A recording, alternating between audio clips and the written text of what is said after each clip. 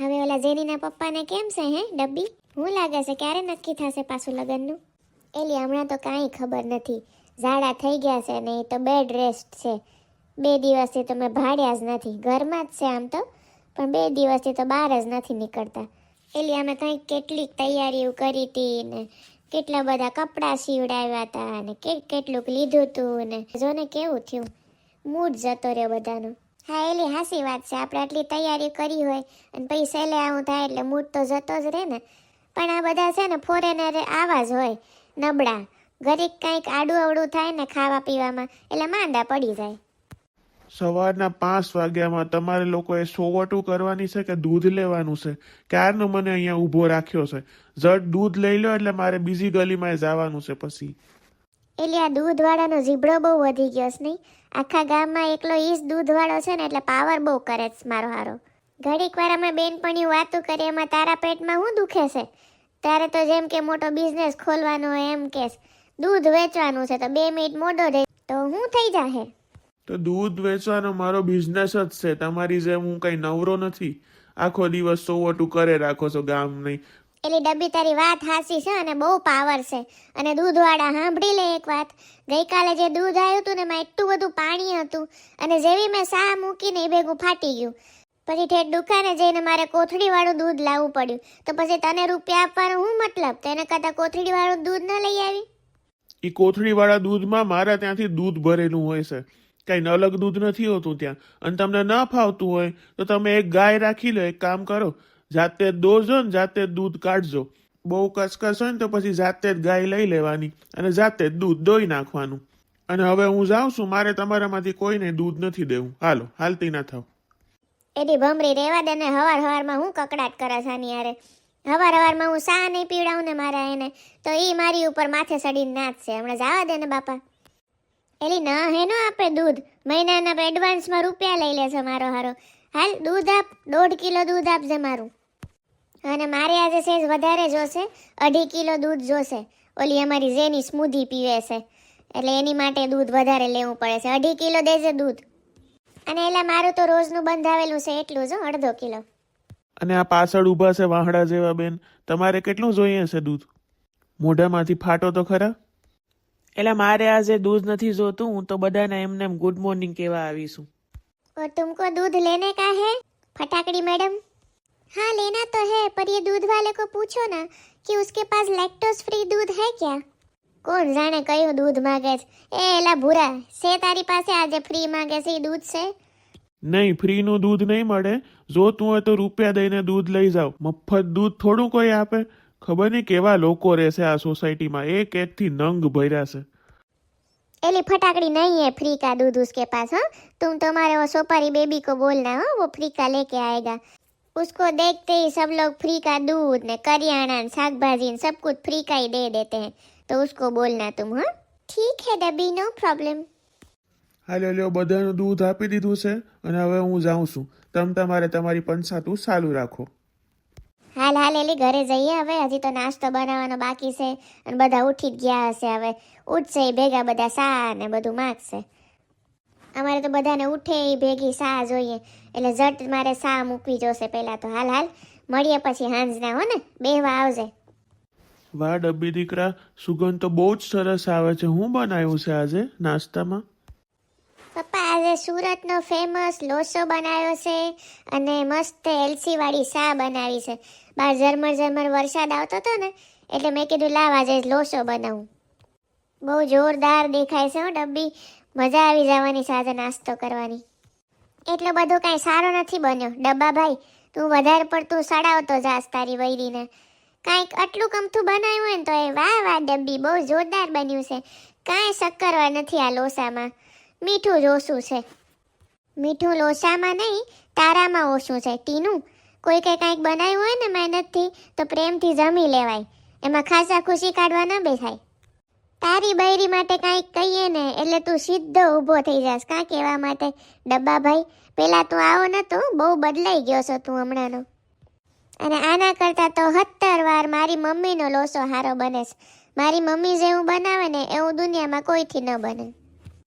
આ મારી નણંદ દાતાડી મારા જરાક વખાણ થાય ને એટલે એને એટલી બળી જાય છે ને, અને મારા હાહુ હહરાનું તો મોઢું જ સિવાય જાય. એને કોઈ દિવસ એ લોકો રોકે જ નહીં કે બેટા આમ ન બોલાય, કોઈ દિવસ નહીં. એની દીકરી જ હાસી. તમને ન ભાવ્યું હોય તો બીજું કંઈક બનાવી દઉં ટીનુબેન? રેવા દે ને ડબ્બી ભાભી, તને બધું આવું બધું દેશી જ બનાવતા આવડે છે. મેં કેટલી વાર કીધું છે કે સવારે મારે ફેન્સી નાસ્તો જોઈએ. ઓટ્સ બનાવવાની હોય, પેનકેક બનાવવાની હોય. હવે ઓલી નવી ઝેની ભાભી આવશે ને એટલે મારે શાંતિ એ બધું નવું નવું મોડર્ન બનાવીને જમાડશે. તું દેશી જ છો ડબ્બી ભાભી, તને કાંઈ જ નથી આવડતું. ઓલી ભણેલી ગણેલી ભાભી આવશે ને પછી મારે શાંતિ. એને સમજાવવું નહીં પડે કે મારે હું ખાઉં છે ને હું નહીં. એ એની જાતે જ બનાવી દેશે. ટીનુબેન, તમને એમ લાગતું હોય કે હું ભણેલી ગણેલી નથી તો તમને એક વાત કહી દઉં કે હું ગ્રેજ્યુએટ છું, બરાબર છે? અને હું મારી મરજીથી હાઉસવાઈફ બની છું અને કાલે ઉઠીને હું નોકરી પણ કરવા જવાની છું. આ તો અત્યારે મારા લગ્ન હજી નવા થયા છે ને એટલે ઘરમાં બધું રીતભાત જાણવા માટે હું ઘરમાં છું. બાકી કાલે હું નોકરી કરીશ. એટલે તમે એમ ન સમજતા કે હું અભણ છું. હં? ડબ્બીને ઝટ દઈને ખોટું ભારી લાગી જાય. કંઈક કહીએ એટલે સીધો સામો જવાબ તૈયાર જ હોય. મમ્મી, સાલું ટીનુએ કર્યું હતું. તમે બાજુમાં જ બેઠા છો તો એને કંઈ કહેતા નથી કે આમ ન બોલાય ડબ્બી યારે. તમે સીધું ડબ્બીને કહી દો છો, પણ તમે એનું તો જુઓ. મારી દીકરીએ હું કાંઈ બોલી જ નથી કે કોઈકને ખોટું લાગે. બરાબર જ કહેશે, એ એના મંતવ્યો રજૂ કરે તમારી આગળ. તમને લોકો બંનેને એનું બધું ખોટું જ લાગે છે. તમારી જોવાની નજર જ એવી છે. જવા દો ડબ્બા, હવારમાં કાંઈ કાળિયારો કરવો નથી. તમારે ચા નાસ્તો કરીને જાઓ. વાંધો નહીં. હાલ ડબ્બા, ફટાફટ ચા નાસ્તો કરી લે. હાલ બેટા, પછી આપણે દુકાન ખોલવાની છે. અને બાયુની વાતુમાં ન પડાય. આપણે બહારનું સંભાળવાનું, બાયુ ઘરનું સંભાળે. હાલ ફટાફટ ચા નાસ્તો કરી લે. શબ્દો ને એ લોકો ક્યાં ગયા છે ડબ્બી? હવારથી દેખાતા નથી બે માણા. એ લોકો હજી હુતા છે મમ્મી. એ લોકો તો આરામથી 10-11 વાગે જ ઉઠે છે. એ 5 જણા હુતા છે હજી. રાત્રે કંઈક લેટ સુધી જાગ્યા હતા અને હવે અત્યારે હુતા છે. ઉઠશે 10-11 વાગે જમવા ટાણે. હા તો હાલો પછી ઝટ જમવાની તૈયારીઓ કરો. હમણાં ઓલી કામવાળી આવશે, તેને વાસણ કાઢી દેવા જોશે. અને તારા પપ્પા અને ડબ્બો એ લોકોએ ઘરે જમવા આવવાના છે એટલે ઝટ તૈયારી કરો. હાલો. મારું ન રાંધતી હો અત્યારે ડબ્બી ભાભી, મારે બહાર જવાનું છે. મને આમે તું બનાવે છે એમાંનું કાંઈ ભાવતું નથી. હું બહાર જમી લઈશ. તારે ક્યાં જવાનું છે ટીનુ બેટા? મમ્મી, મારી ઓલી બેનપણી છે ને ફૂદકડી, એની હારે મારે બહાર જવાનું છે. ટીનુબેન, ઓલા દિવસે જમણવારમાં તમે ક્યાં હાલ્યા ગયા હતા? ક્યાંય દેખાતા નહોતા, ઘરે નહોતા, ત્યાં જમણવારમાં પાર્ટી પ્લોટમાં નહોતા. ક્યાં હાલ્યા ગયા હતા હે? અને પછી રાત્રે મોડા ઘરે આવ્યા હતા. ક્યાં જતા રહ્યા હતા તમે? ડબ્બી ભાભી, તું તારા કામથી કામ રાખ. તું મને પૂછવાવાળી કોણ છો કે હું ક્યાં ગઈ હતી ને મોડી હું કામ આવી હતી ને? એ બધું પૂછવાવાળી મારી માં બેઠી છે અને મમ્મીને મેં ઓલરેડી કહી દીધું છે કે હું ક્યાં હતી ને હું કામ મોડી આવી. તું કાંઈ આ ઘરની માલકીન નથી કે મને પૂછવા બેઠી આવી મોટી. દાંતાળી કાંઈક સુપાવે છે મને ખબર છે, અને મમ્મીને તો એ ગોળીઓ પીવડાવે છે, પણ હું સુપાવે છે ને હું શોધી કાઢવાની છું. દાંતાળી, તને તો જોઈ જ લેવાની છું. હાલો હવે અંદર જાઉં રસોડામાં. આ બેઉ માં દીકરીઓને સોવટું કરવા દો. આ લોકો ભેગું બેસીને કાંઈ મતલબ નથી. आओ आओ डब्बी, कैसे आना हुआ? एली फटाकड़ी मैंने है ना आज लोसा बनाया था. सूरत का फेमस होता है ना लोसा, तो एक बार ये सोपारी भाई ने मुझे बोला था कि उनको लोसा बहुत पसंद है, तो सोपारी भाई मैं आपके लिए लाई हूँ स्पेशल लोसा. ये लोसा क्या होता है डब्बी? और ये कैसा नाम है लोसा? हम फनी नाम लग रहा है. हाँ, वो फनी बात हुई थी ना, इसीलिए नाम ऐसा पाड़ा है लोसा. वो चने की दाल होती है ना, उससे बनता है ये लोचा. और इसके पीछे ऐसी कहानी है कि बनाने जा रहे थे खमन ढोकड़ा और बन गया ये पतला बन गया, तो है ना वो सही नहीं बना, तो ऐसे ढीला ढीला हो गया, तो फिर उसको नाम दे दिया लोचा. हम सुरती लोग जो होते हैं ना, उन लोगों की ये खासियत है, जो भी कुछ बिगड़ जाता है ना तो उसमें से हम वेस्ट में से बेस्ट वानगी बनाते हैं और वो वानगी फेमस हो जाती है. तो इस तरीके से इसका नाम लोसा दिया है और ये एकदम फेमस हो गया है अब लोसा.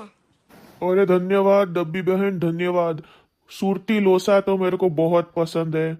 मेरा एक फ्रेंड है, सूरत में रहता है, उसने मेरे को खिलाया था, तब से मेरे को बहुत पसंद है। और आप भी बहुत अच्छा बनाती हो, पहले भी आप दे के गई थी मुझे। थैंक यू सो मच, आप मेरे लिए ये लाई। और कोई काम काज हो तो बताना डब्बी बहन।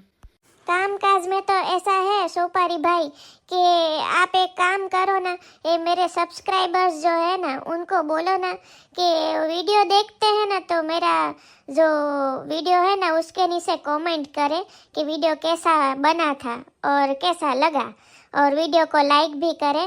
और बहुत सारे लोगों ने सब्सक्राइब अभी तक नहीं किया है, तो मुझे लगता है आप बोलोगे ना तो शायद करेंगे।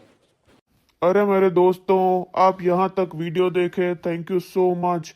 और जरा जाते जाते एक लाइक करते जाना, कमेंट करते जाना कि कैसा बना था वीडियो। और देखो, सब्सक्राइब करना बिल्कुल भूलना मत, और ऐसे ही सपोर्ट करते रहना डब्बी बहन को। थैंक यू સોપારી ભાઈ। તમારા વાલા મિત્રો, આજે સોપારીએ ભાઈએ કીધું છે એટલે જુઓ, સબસ્ક્રાઇબ ના કર્યું હોય તો પ્લીઝ સબસ્ક્રાઇબ કરી દેજો, અને એક મસ્ત મજાની કોમેન્ટ કરી દેજો કે તમને વિડીયો કેવો લાગ્યો, એક લાઈક સરસ મજાની કરી દેજો। થેન્ક યુ સો મચ મિત્રો। તો ફરી બીજા ધમાલ મસ્તીથી ભરેલા વિડીયોમાં મળીએ, ત્યાં સુધી તમારું ધ્યાન રાખજો। થેન્ક યુ, આવજો, જય શ્રી કૃષ્ણ।